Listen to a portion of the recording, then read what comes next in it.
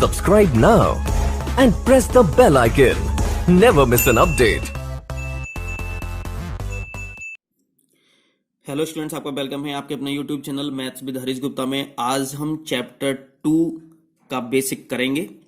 Chapter 2 है हमारा घातांक की अवधारणा, पूर्णांक तथा परिमेय संख्याओं को धनात्मक आधार पर घातांक रूप में लिखना। इंग्लिश में है concept of indices to write integers and rational numbers positive base in the form of indices. ये घातांक जो कहते हैं, घातांक होता है हमारा इंडाइसिस बोलते हैं इसे इंग्लिश में। पूर्णांक होते हैं हमारे इंटीजर्स होते हैं। परिमेय संख्याओं को बोलते हैं हम रेशनल नंबर्स बोलते हैं। पॉजिटिव बेस का मतलब धनात्मक आधार पर, इन द फॉर्म ऑफ इंडाइसिस, घातांक रूप में लिखना। तो घातांक को इंग्लिश में बोलते हैं इंडाइसिस, पूर्णांक को बोलते हैं इंटीजर्स और परिमेय संख्याओं को बोलते हैं रेशनल नंबर्स। ठीक है, अब इसके बारे में कुछ पढ़ लेते हैं।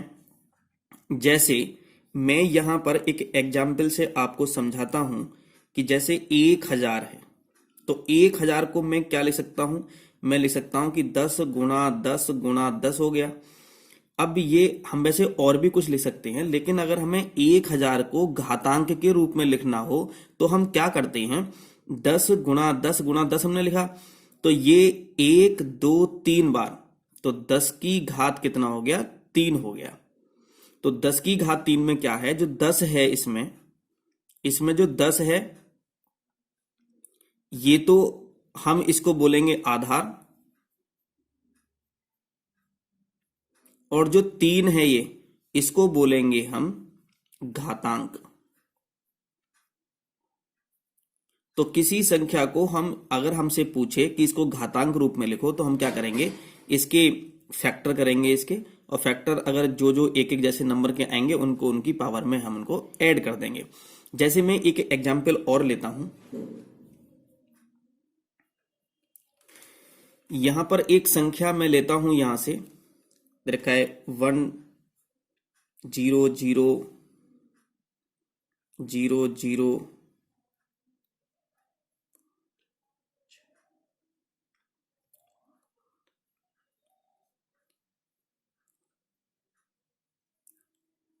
ये दे रखा है। इसको हमें लिखना है को घातांक रूप में लिखो।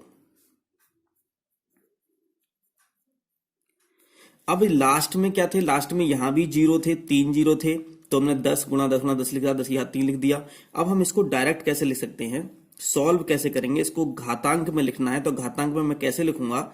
बराबर लिखेंगे, यहां पर 10 लिखेंगे और 10 की घात में। अब थोड़ा ध्यान समझेंगे ना, इसमें देखते हैं कि जीरो कितने हैं, टोटल जीरो कितने हैं। तो 1 2 3 4 5 6 7 8 9 10 11 12 13 14 15, तो 15 जीरो हैं, तो हम लगाएंगे कि 10 की पावर में 15। तो इसमें आधार क्या है? तो इसमें आधार है 10, इसे बेस बोलते हैं। आधार है हमारा 10, इसे हम बेस बोलते हैं हिंदी में, इंग्लिश में। और जो घातांक है वो घातांक हमें दे रखा है यहां पर कितना? 15 है। तो जो संख्या के ऊपर लिखा होता है उसे हम घातांक बोलते हैं, और जो यहां नीचे लिखा होता है उसे हम आधार बोलते हैं, और घातांक को इंग्लिश में बोलते हैं इंडाइसिस। तो इंडाइसिस 15 है और बेस कितना है तुम्हारा? 10 दे रखा है। तो जब हमें घातांक में लिखना होगा तो हम इसको इस तरह से लिखेंगे। जैसे मैं एक दो एग्जाम्पल और देता हूं आपको घातांक के लिखने के लिए। जैसे एग्जाम्पल ये 64 है, 64 को घातांक के रूप में लिखो। तो अब हम इसे कैसे सॉल्व करें? ये 0 वाला तो केस है नहीं यहां पर कि 0 होते तो हम कर लेते इसको, लेकिन यहां तो 64 है, कोई नंबर हमें दे रखा है, तो हम इसको कैसे सॉल्व करेंगे? तो थोड़ा ध्यान से समझते हैं। अगर यहां पर 0 0 लगे होते तो हम इसको सॉल्व कर लेते, लेकिन ये तो बिना 0 के है ना, तो हम क्या करेंगे? हम पहले इसको 64 है, पहले छोटे से छोटे नंबर से इसको डिवाइड करेंगे। तो 2 से करते हैं, 2 3 6, 2 दूनी 4, फिर 2 से करेंगे 16 आ जाएगा, फिर 2 से करेंगे 8 आ जाएगा, फिर 2 से करेंगे 4 आ जाएगा। इसको भाग करते जाएंगे, उसी नंबर से भाग करते जाएंगे जिस नंबर से कर रहे थे। जब तक करते जाते तब तक ये डिवाइड होता रहता है। तो 2 दूनी 4 हो गया और 2 एकम कितना 2 हो गया। अब ये 2 कितनी बार आया हुआ है, 1 2 3 4 5 6।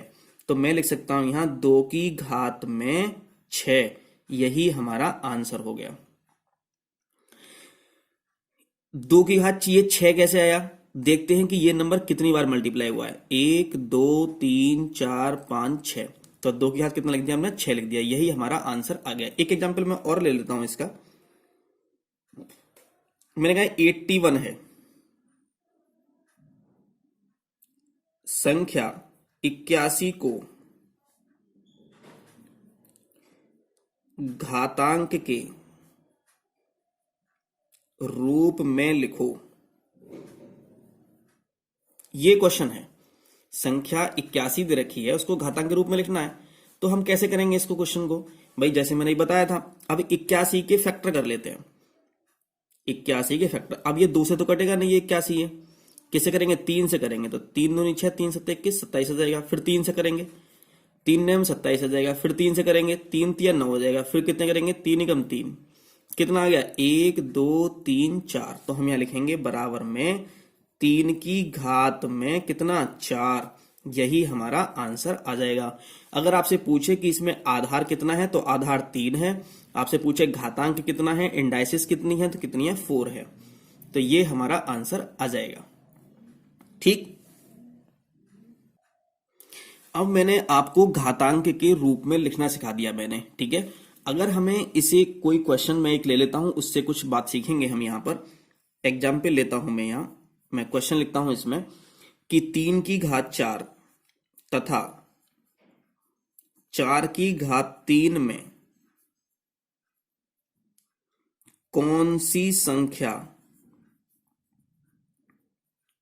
बड़ी है, कौन सी संख्या बड़ी है। तो हम इसमें क्या करेंगे, तो हम 3 की घात 4 को भी सॉल्व करेंगे, 4 की घात 3 को भी सॉल्व करेंगे, और इसमें जो भी बड़ा होगा वही हमारा आंसर आ जाएगा। अब हम इसको, बात यह है कि कैसे सॉल्व करें। तो 3 की घात 4 दे रखी है, तो 3 की घात 4 का मतलब यह है कि 3 की गुणा 4 से, नहीं ये मतलब नहीं है, 3 की गुणा हमें 4 बार करनी है, मतलब 3 को हमें 4 बार लिखना है।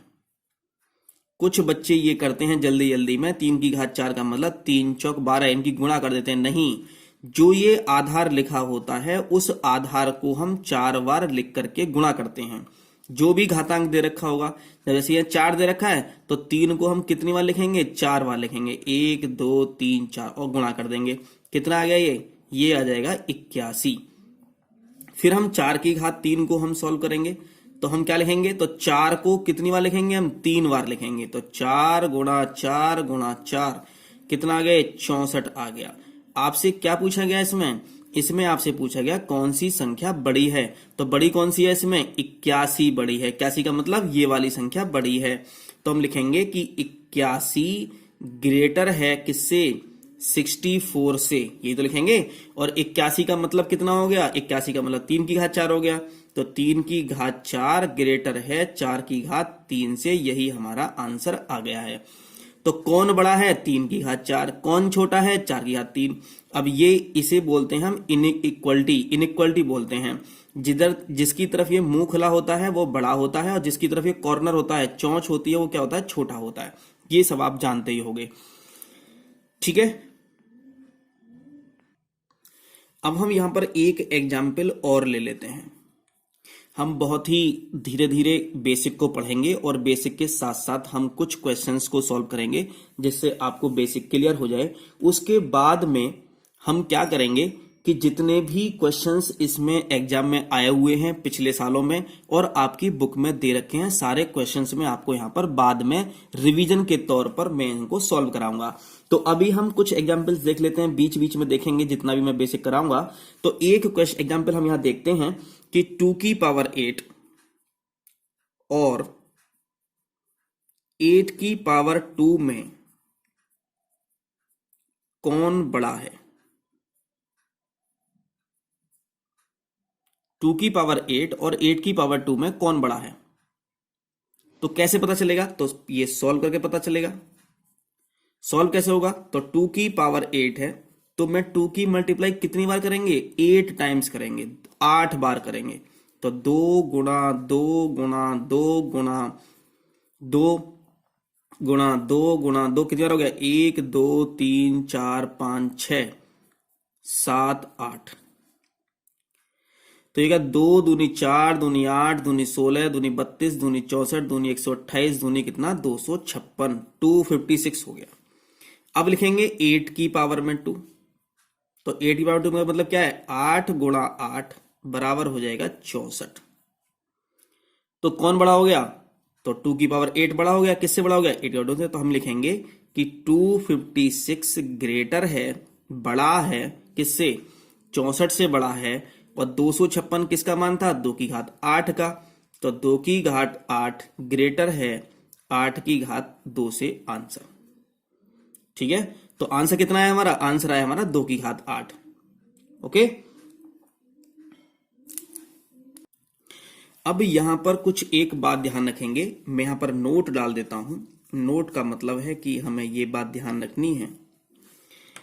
नोट में हम ये पढ़ेंगे कि अगर माइनस दे रखा है, माइनस के साथ कोई भी नंबर हो, माइनस के साथ यहां पर 2 हो 3 हो 5 हो 1 हो, कुछ भी दे रखा हो, उसके साथ में कुछ भी नंबर हो, और उसकी घात जो दे रखी है वो सम संख्या दे रखी हो। सम संख्या, सम संख्या मतलब होती है, सम संख्या कौन सी होती है? जैसे 2 4 6 8 10। अगर सम संख्या है घात, तो जो इसको जो सॉल्व करके जो आंसर आएगा ना, वो किस में आएगा? प्लस में आएगा। प्लस में वो संख्या आ जाएगी। आइए मैं समझा दूंगा आपको कि क्या है इसका मतलब। अगर कोई भी संख्या माइनस के साथ दे रखी है और उसकी घात कितनी हो जाए? विषम संख्या हो जाए। विषम संख्या अगर हो जाए तो उसकी जो वैल्यू आती है वो माइनस में आती है। ये बात हम ध्यान रखेंगे यहां पर। जैसे मैं आपको करके बता देता हूं। फॉर एग्जाम्पल मैं यहां लेता हूं, यहीं पर ले लेता हूं मैं एग्जाम्पल। जैसे मैंने कहा कि -5 की पावर 3 है, तो पहली बात तो माइनस की बात करेंगे। माइनस की पावर 3 दे रखा है। 3 क्या है? ये सम या विषम? विषम है। तो विषम संख्या है तो आंसर किस में आएगा? माइनस में आएगा। तो मैं माइनस लिख दूंगा बस केवल यहां पर। 5 की घात 3 है, तो इसका मतलब है कि 5 को कितनी बार लिखूंगा मैं? 5 को लिखूंगा 3 बार मल्टीप्लाई में। तो माइनस को मैंने माइनस से लिख दिया। 5 पंजे 25 पंजे कितना? 125 हमारा आंसर आ गया।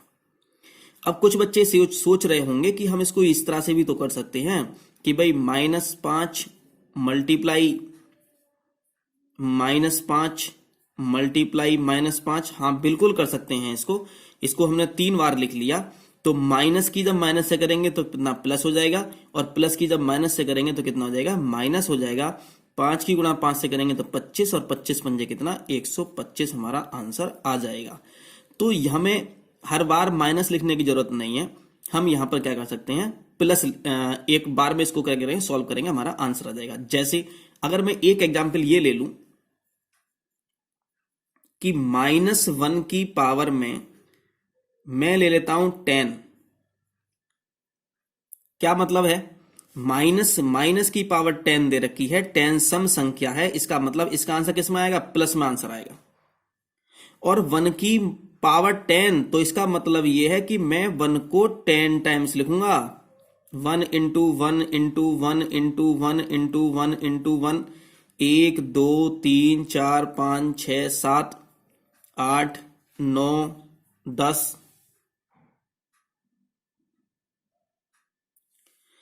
तो ये मैं यहां लिखूंगा। कितनी बार लिख लिया मैंने? 1 2 3 4 5 6 7 8 9 10। ये मैंने 10 बार लिख लिया। अब मैं इसकी गुणा कराऊं तो मेरा कितना आंसर आएगा? 1 ही तो आंसर आएगा। और वो 1 किस में आएगा? प्लस में आएगा। तो मैं इसे प्लस को लगाऊं या ना लगाऊं?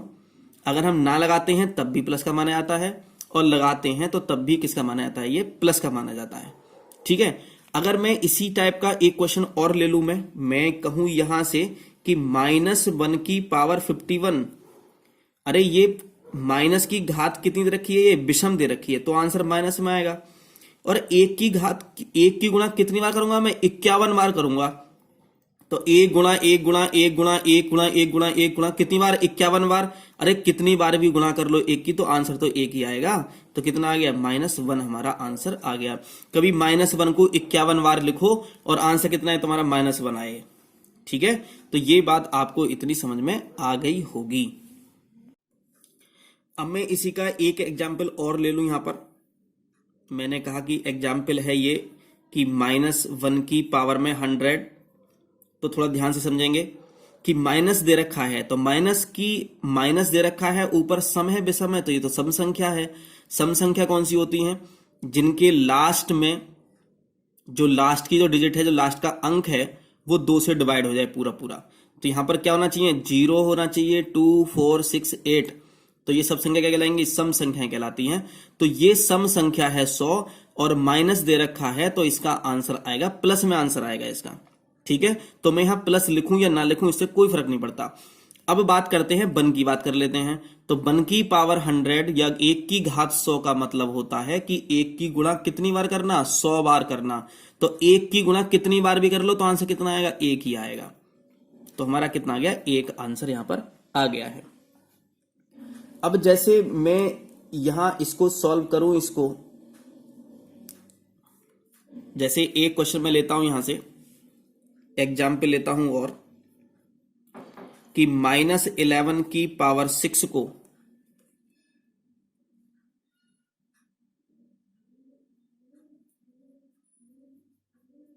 गुणनफल के रूप में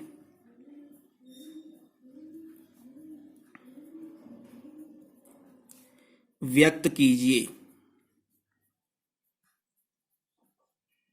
मैं ये लिखूं यहां से, तो मैं क्या लिखूंगा? इसको गुणनफल के रूप में मुझे लिखना है, तो हम क्या लिखेंगे कि -11 गुणा -11 गुणा -11।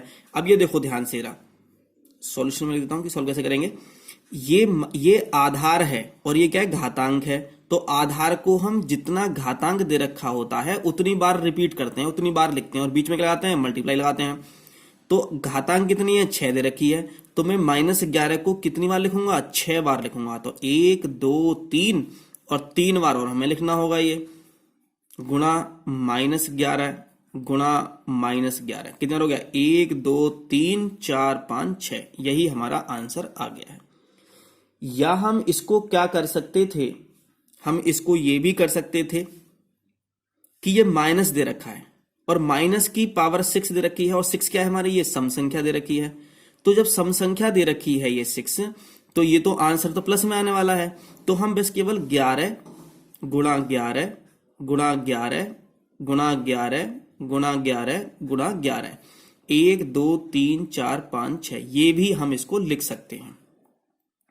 हम इस टाइप से भी इसको लिख सकते हैं विदाउट साइन के। अगर ये घात 7 होती, यहां पर कितनी होती? 7 होती, तो 7 क्या विषम होती? तो हम शुरू में क्या लिख देते? माइनस लिख देते हैं यहां पर। ठीक है ना, क्योंकि 7 विषम है और विषम में अंदर अगर आधार माइनस का होता है तो माइनस का आता है यहां पर, तो माइनस का आ जाता है यहां से। ठीक है,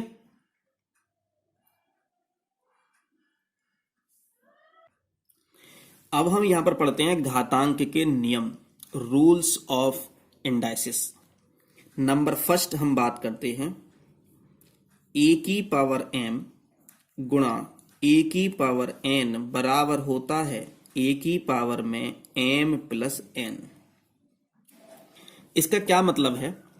अगर दो संख्याएं दे रखी हो, उनके बीच में गुणा का साइन दे रखा हो, गुणा का चिन्ह दे रखा हो, और उनके आधार समान हो, तो उनकी घातें क्या होती हैं? जुड़ जाती हैं। जैसे मैंने कहा 2 की घात 5 गुणा 2 की घात 3 बराबर। अब ये देखो यहां भी 2 है और यहां भी 2 दे रखा है। ये तभी होगा जब इनके आधार क्या होंगे? एक जैसे होंगे। तो आधार सेम है इनके, ये भी 2 है, ये भी 2 है, तो मैं यहां 2 लिखूंगा। यहां पर घात क्या होंगी? यहां पर जुड़ जाती हैं। तो गुणा में घातें क्या होती हैं? जुड़ जाती हैं। तो 5 + 3 आ गया, तो ये हो गया हमारा 2 की घात 8 हो जाएगा।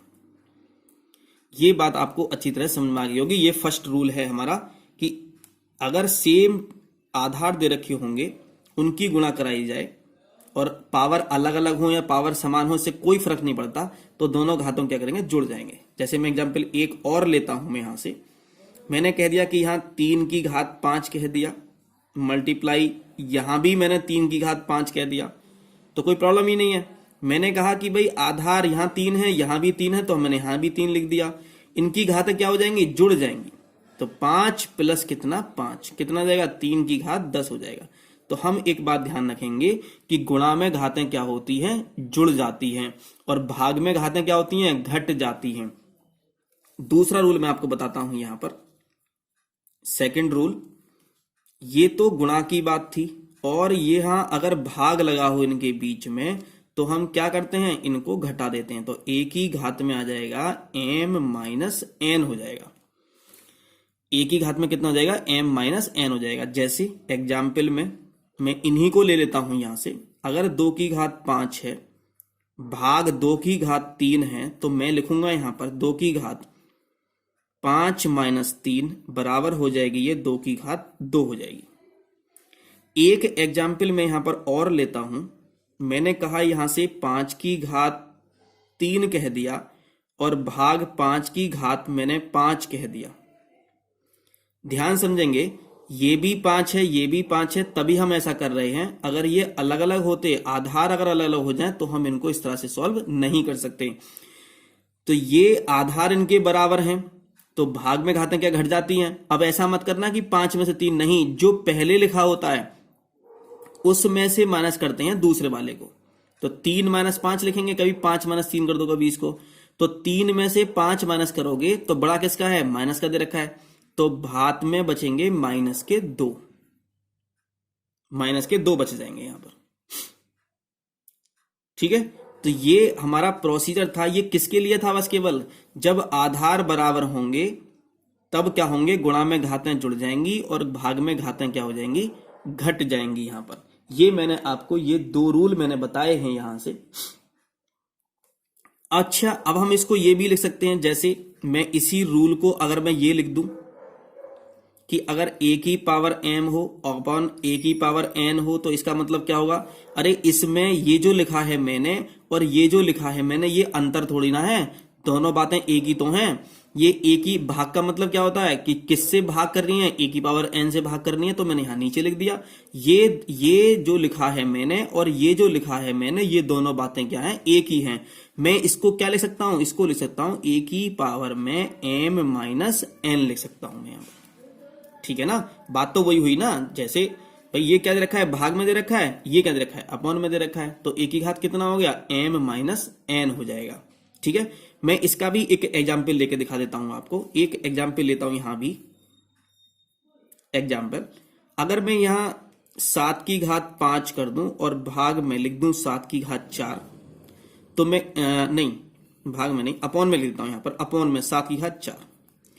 अब सबसे पहले ये देखो जरा यहां पर ध्यान से कि देखो यहां भी आधार 7 है, यहां भी आधार 7 है।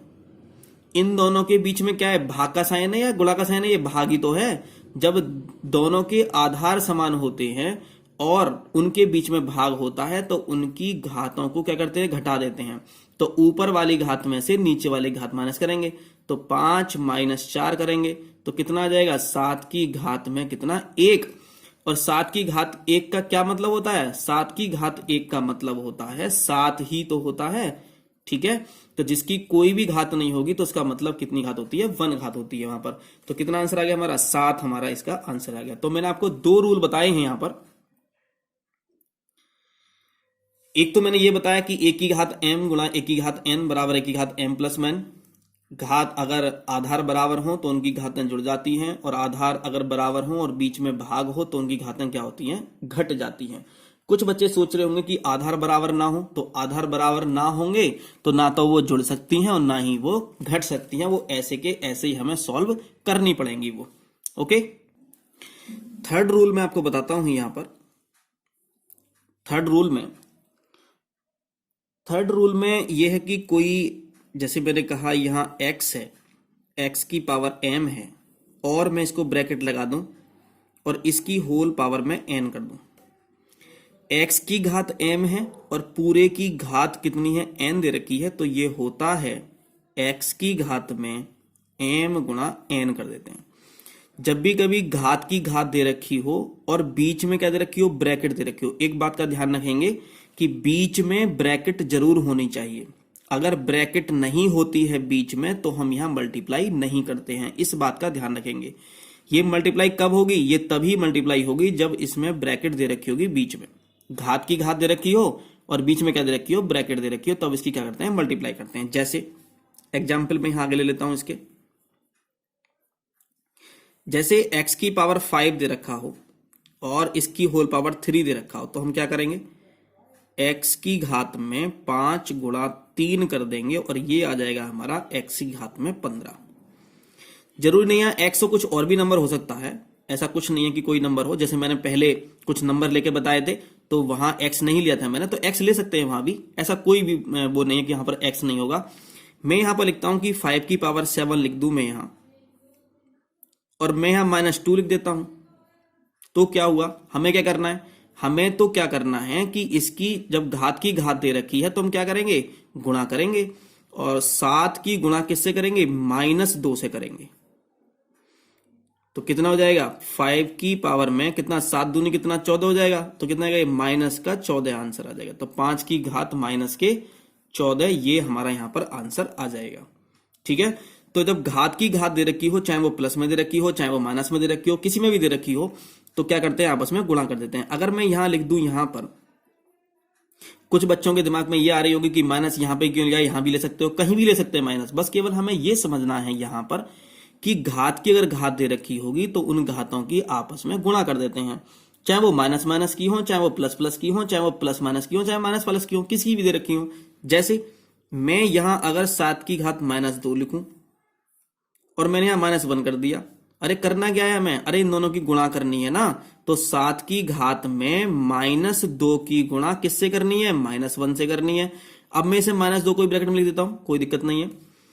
तो कितना आ गया, तो माइनस माइनस क्या हो जाएगा, प्लस हो जाएगा, और 7 की घात कितना आ जाएगा, 2 आ जाएगा। यही हमारा आंसर हो जाएगा। तो आपको मैंने एक ये रूल बता दिया, थर्ड वाला, कि घात की घात दे रखी होती है तो हम उसको क्या कर देते हैं, गुणा कर देते हैं, आपस में गुणा कर देते हैं। ठीक है, आगे देखते हैं कि अगर एक फोर्थ रूल क्या है कि कोई भी नंबर दे रखा हो, x का मतलब यहां x नहीं है, x का मतलब यहां पर है कि कोई भी नंबर दे रखा हो और उसकी घात क्या दे रखी हो, 0 दे रखी हो, उसकी घात क्या दे रखी हो, 0 दे रखी हो, तो हमेशा कितना आता है, 1 आता है। x का मतलब कुछ भी हो, 2 हो, 3 हो, 5 हो, कुछ भी हो, पावर 0 दे रखी होगी तो उसकी वैल्यू कितनी आएगी, 1 आएगी। ये ब्रैकेट लगी हो या ना लगी हो, हम इसको ये भी लिख सकते हैं। मैं अगर यहां पर लिख सकता हूं तो x की घात 0 भी लिख सकता हूं इसे, तब भी कितना आएगा, 1 आ जाएगा। मैंने कहा कि भाई 5 की घात 0, तो ये कितना आ जाएगा, ये भी 1 आ जाएगा। मैंने कहा कि -5 की घात 0, तो कितना आएगा, ये भी कितना, 1 आ जाएगा। ऐसा नहीं है कि माइनस है तो यहां माइनस आ जाएगा, नहीं, ऐसा कुछ नहीं है। घात अगर 0 हो गई किसी की भी तो उसका आंसर कितना आने वाला है, 1 आ जाएगा, यहां पर आंसर हो जाएगा। ठीक है, एक प्रॉपर्टी और, चलिए अब बस केवल इस वीडियो में केवल इतना ही, आप इसको इतना समझो और इस वीडियो को बार बार देखो और इनको समझने के प्रयास करो जो मैंने आपको ये घातांक के नियम लिखवाए हैं। क्योंकि जब हम क्वेश्चन सॉल्व करेंगे तो ये लिखने जरूरी हैं, ये आने जरूरी हैं, इनके बारे में आपको पता होना चाहिए, तभी हम क्वेश्चंस को सॉल्व कर पाते हैं। Thank you for watching.